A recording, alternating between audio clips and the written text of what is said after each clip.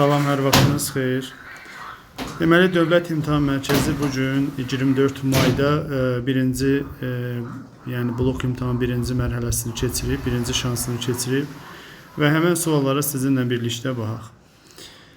31-ci sualda deyir ki, 19-cu əsr 20-ci illərində Şimali Azərbaycan işğalını baya çatdıqdan sonra Çar Rusiyası ölkəmizdə xam mal istehsalının artırılmasına çalışır.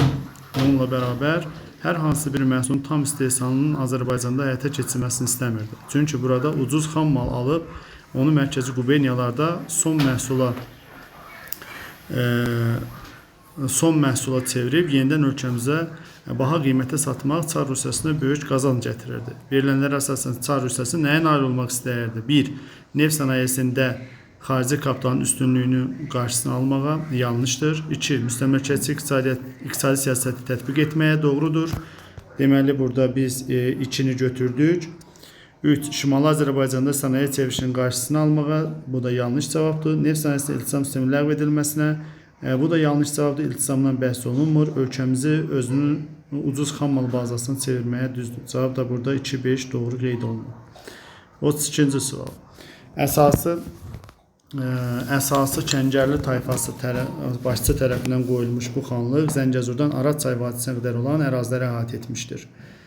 18-ci əsrin 80-ci illərində xanlıqda hakimiyyət uğruna mübarizə daha da güclənmişdi. İkinci Rus Qacarlar müharibəsi zamanı Rus qoşunları tərəfindən işğal edilmişdi. Mətndə haqqında bəhs edilən xanlıqla İrəvan xanlığının cəhətlərini müəyyən edin. Kəngərli tayfası Naxçıvan xanlığını yaradıb. İrəvan və Naxçıvanın oxşar cəhətlərini deyirik. Müəyyən müddət Qarabağ xanlığına asılı olmaları düzdür. Biri götürdük. Rusiya ilə Georgiyevski müqaviləsi səhvdir. Keçmiş Çuxursənd Bəylərbəyin ərazisinə düzdür. 1-3. Türkmənçay müqaviləsinə əsasən Qacarların tərkibində yox, Rusiyanın tərkibində qalıb. 1-3 B cavabı doğrudur. 33-cü sual. 13-cü əsrin 30-cu illərin sonu, 50-ci illərin ortaları Azərbaycan tarixi üçün səciyyəvidir. Bu Ali Monqol canişinlər tərəfindən idarə olunması çox rahat sualdır. Daha sonra biz 34-də baxaq. 34-də deyir, 2-ci Qarabağ Vətən müharibəsinə aid deyil. Hadrut qəsəbəsi azad edilməsi ilə Şuşaya hücum üçün əlverişli şərait yaranması doğrudur. Azərbaycan istehsalı olan pilotsuz uçuş aparatlarından uğurla düzdür. Məsələn, zərbə dronlarından istifadə olunmuşdur. C. Aldacı taktika ilə Ermənistan hava hücumuna müdafiə sistemini məhv etmiş. Düzdür, ucuz təyyarələri havaya qaldıraraq. D. Qarabağ mücrüsü adlanan plan nəticəsində ordumuzun canlı qüvvə ikisinin minimuma endirilməsi doğrudur bu da. Y. BMT Təhlükəsizlik Şurası ölkəmizin əleyhinə qətnamə qəbul etməz. Bunun qarşısı alınmışdır bizim müttəfiqimiz olan İngiltərə vasitəsilə. Ona görə yanlış cavab Y-dir. 35-də deyir, hadisələrin hansılarının yerini dəyişsə düzgün xronoloji ardıcıllığı alınır. Pişəvərin başçılığı ilə hökumətin yaradılması 1945-in dekabr ayının 12-sində. Xiyabanın başçılığı ilə milli hökumətin yaradılması 1920-ci iyunun 23-də. Elə 1-2 burada dəyişməli olacaq. Dünyada ilk dəfə olaraq Azərbaycanda açıq dənizə neft çıxarılması 1948-dir. Azərbaycan SSR Konstitusiya dövlət dilinin Azərbaycan dili olması haqqında maddənin əlavə edilməsi. Bu da 1956-dır. 1 ilə 2-ni dəyişsək, Y cavabında doğrudur cavab. Cavab Y cavabı. 36. 7-ci əsrin 40-cı illərindən fərqli olaraq 50-ci illəri Albaniya dövləti üçün səciyyəvidir. Xəzər xaqanlığı ilə müqavilə 60-cı illərdir, səhvdir. 1664-dür. Bizans İmperatoru İttifaqın düzdür. 654-də Konstantinlə ittifaq qurmuşdur Cavanşir. B cavabı doğrudur. 37. Azərbaycan Xalq Cümhuriyyətinə aid hadisə nəticə əlaqələrinin uyğunluğunu müəyyən edir. Məsləhət məclisinə seçicilər haqqında əsasnamənin qəbul edilməsi, parlament fəaliyyətə başlaması səhvdir. 19-da Məsləhət məclisində, 18-də parlament fəaliyyətə başlayır. Biri çıxdıqsa B ilə D-ni çıxdıq.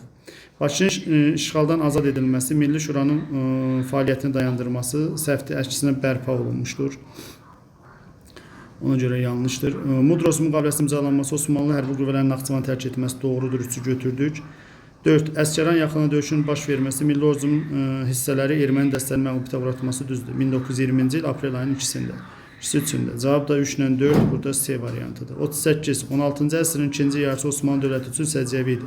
Köprülü Mehmet Paşa 17-ci əsrdir. Misir Məmlük Sultanlığa son qoyan Sultan 1-ci Səlim 16-cı əsrin 1-ci yarısıdır.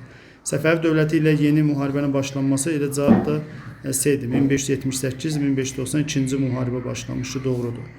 39-cu suala baxsaq deyir, 1 İspaniya, 5 Tunis, yəni keçmiş Karfagen, 2 Roma, 4 Konstantinopol, 3 isə Misirdir.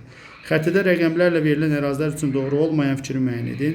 A. 5 Bizans İmperatoru Justinian tərəfindən işğal edilməsi, Afrikanın şimali işğal olunmuşdu onun tərəfindən. 3. Bizans İmperiyası üzərində qələbə nəticəsində ərəb orduları tərəfindən fəth olunması. Düzdür, Misir 7-ci əsrdə səhvi götürməliyik. 1. 8-ci əsrin əvvəllərində ərəb qoşunları tərəfindən tutulması. Düzdür, 711-də İspaniya tutdu. 2. Frank hökmdarı Hlodvig tərəfindən işğal olunmuşdur. 2. işğal olunmuyor. Burada elə cavab da D variantıdır, yanlış olar. 4. Bizans İmperiyasının paytaxtı olmuşdur. Düzdür, Konstantinopol bu da getdir. Qalıb bir dənə D cavabı 39-cu sualda.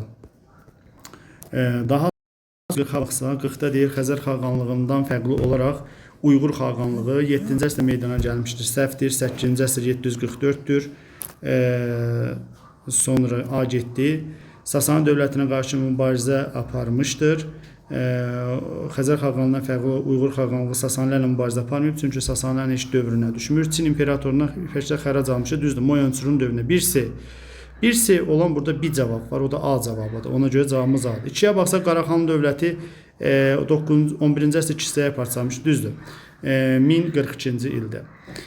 A variantı. 41. NATO'ya üzv olması, konstitusiya qəbul edilməsi, Avropa İqtisadi Birliyinin yaradılmasına iştirak etməsi, verilənlərdən hər üçü hansı dövlətin 2-ci Dünya müharibəsindən sonraki tarixinin ümumi cəhətidir? Məsələn, bu AFER-lə Fransa olacaq, cavab da D olacaq cavabımız. AFER-lə Fransa yaradılmasında iştirak eləmişdi. Çünki İngiltərə onun yaradılmasında iştirak eləməyib, bir müddət sonra 1973-cü ildə qoşulmuşdur.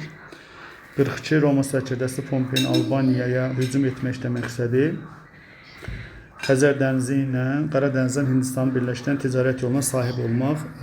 Bu da cavab D variantıdır. Burada cavabı çox rahat sualdır. Sağ olsun Dövlət İmtahan Mərkəzi ki, belə rahat sualları tərtib edib və onun tarix üzrə çalışan ekspertləri. Əliağa Şıxlinski, Səməd bəy Mehmandarov, Hüseynxan Naxçıvanski. Rusiya çarının yeganə müsəlman yavəri olan Naxçıvanski. 3-ə gedir A. 3-ə olan A 2 cavab var. B ilə D. Ona görə Y, C, A-nı çıxdıq. Birinci Dünya müharibəsində Rus ordusuna xidmət etmiş 3-ü də. B də gedir 4-ə, yenə eyni cavabları qaldı. Rusiya paytaxtının toplarla müdafiəsindən top Əliağa Şıxlinski danışırdıq həmişə. Ona görə 1C cavabımız da D oldu. İlk Azərbaycanın hərbi təyyarəsi D-ni bütün cavablardan çıxırıq, çünki o Fərux Ağayevovdur. Döyüş zayətinə görə brilyantla bəzədilmiş Georgi silahı Səməd bəy Mehmandarova aiddir. 44. 19-cu əsrin 50-ci illər Şimali Azərbaycan tarixi üçün səciyyəlidir. Təhkimçi hüququnun ləğv edilməsi, bizdə təhkimçilik olmayıb, səhvdir. Kəndlərin feodalsına azad edilməsi, o 70-ci ildir, səhvdir. Kəndlərin vergi və mükəlləfiyyətlərinin ləğv edilməsi, o da səhvdir, 70-ci ildir. Sonra D. Hər bir kəndə 5 desatın torpağın verilməyə başlanması 50-ci illərdə 47-də verilmişdi, 1847. Dövlət kəndlərin köçmə hüququnun ləğv edilməsi düzdür, 1853-cü D cavabı. 45. Eldənizər dövlətinin hökmdarı Məhəmməd Cahan Pəhləvanın fəaliyyətinə aid deyil. Təbrizin Ağsunqurilərdən alınması aiddir, 1175. Gürcü feodalların hücumlarının qarşısına alınması aiddir. Paytaxtın Naxçıvan şəhərindən köçürülməsi düzdür, Həmədana köçüb. İri Səlcuq əmirlərinin müqavimətini qırıb düzdür. Sultan titulunun qəbul edilməsi səhvdir, o Qızıl Arslandır, Y cavabıdır. 46. Eradan əvvəl 4-cü minilliyin sonunda qədim Misirdə vahid dövlət yarandı. Yuxarı Misirin aşağı Misir üzərində qələbəsi nəticəsində cavab da A cavabıdır, doğrudur. 47. Qaraqoyunlu hökmdarı Qara Yusif və Səfəvi Şahı 1-ci Təhmasibin oxşar cəhəti Şirvanşahlar dövləti ilə müharibə aparılması düzdür. Qara Yusuf 1412 Kür döyüşü, 1-ci Təhmasib isə Şirvanşahların varlığına son qoyub. 48-ci suala baxsaq deyir, 19-cu əsrin ikinci yarısında Şimali Qafqaz və Mərkəzi Asiya tarixi üçün ümumi cəhət İngiltərə, Rusiya dövlət tərəfindən işğal edilməsi B cavabıdır. Mərkəzi Asiya 1895, Şimali Qafqaz 1864. İşğal olunur. 49. 17-ci əsrdə baş vermiş Səfəvi Osmanlı müharibələrinə aid deyil.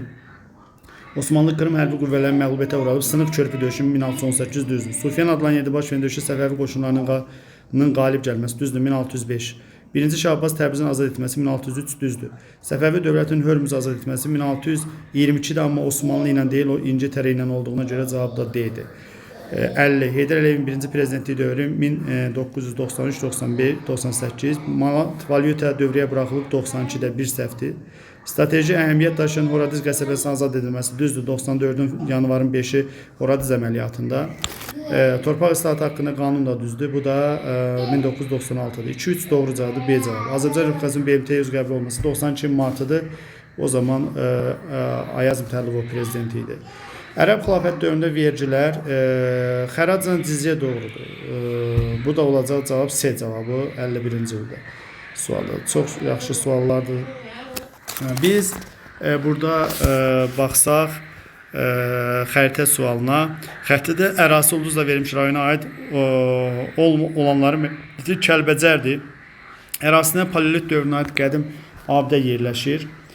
Düzdür, məsələn, Zar mağarası Kəlbəcərdədir. 1.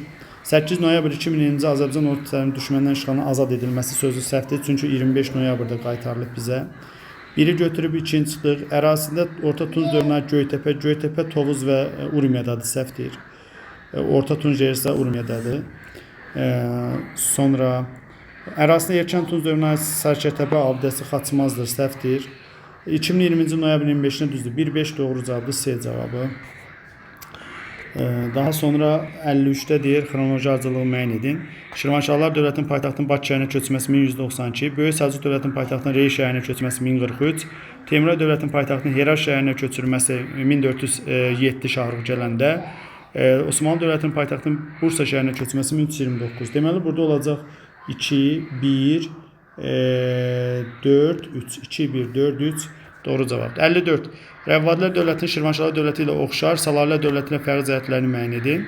Ərəb mənşəli Suadı tərəfindən yaradılmışdır. Düzdür, bu Şirvanşah Rəvvadinin oxşar xüsusiyyətidir.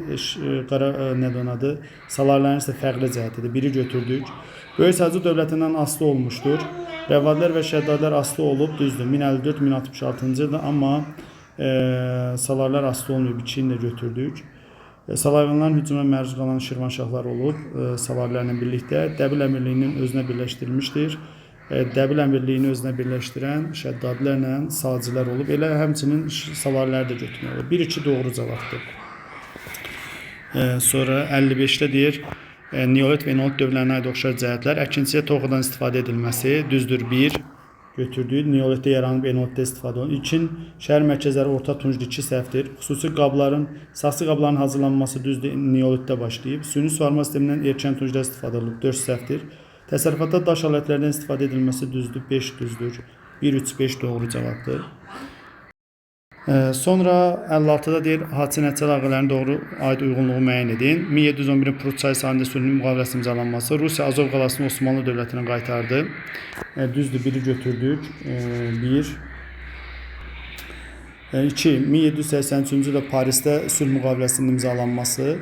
İngiltərə ABŞ-nin müstəqilliyini tanıdı, düzdür. 2-ni götürdük. Nezbi döyüşü ABŞ istiqlaliyyət bəyannaməsi səhvdir. 1645 İngiltərədə olub.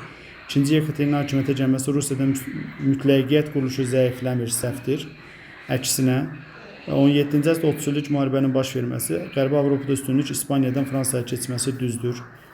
Burada da cavab 1-2-5 olacaq. 57-də deyir, Otluqbeli döyüşü və Mərv döyüşü. Osmanlı dövləti uyğunluğu müəyyən edin. Osmanlı dövləti Otluqbeldə qalib gəlib. 1-ə gedir A. Sonra Qaraqoyun dövləti heç birinə aid deyil. Səfəvi dövləti Mərv döyüşünə qalib gəlib. 2-yə C, 1A, 2C. Akkoyunlu dövləti 1-də D. Cəlairi dövləti heç birinə aid deyil. 1A, D, 2C. Yəni uyğunluğu müəyyən edin. Burada bizə qalib məğlub verməyib deyə biz iştirak edən dövlətləri götürə bilərik və beləcə də götürürük. Situasiyada deyir, 5-ci yüzilliyin 2-ci yarısı eramızdan əvvəl Yunan şəhər dövləti 2 rəqib düşərgəyə bölündü. Tezliklə onlar arasında müharibə başladı. Söhbət Afina-Sparta müharibəsindən gedir. 58. Mənbədə Bəsonun müharibədə qalib gələn dövləti Spartadır. 59. Mənbədə Bəsonun müharibənin başlamasının bir siyasi və bir iqtisadi səbəbini yazın. 1. Yunanistana ağalıq etmək uğrunda. 2. Dəniz ticarətində üstünlüyü ələ keçirmək. Birincisi siyasi, ikincisi iqtisadi deyil. 60 haqqında bəhs olunan müharibənin mənbədə vermə 2 nəticəsini yazın. Və nəticədə nəticə olaraq Sparta qalib gəldi və Yunanistan şəhər dövlətlərinin tənəzzülü daha da sürətləndi. Aristokratiya və demokratiya arasında münasibət daha da kəskinləşmiş oldu. Bu da üçüncü qrupun istifadə olunmuş suallarıdır.